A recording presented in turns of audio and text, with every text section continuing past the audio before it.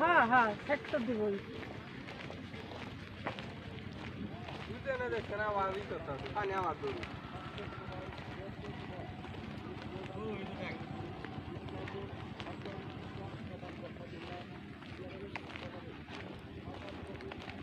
মাছ পেয়েছো?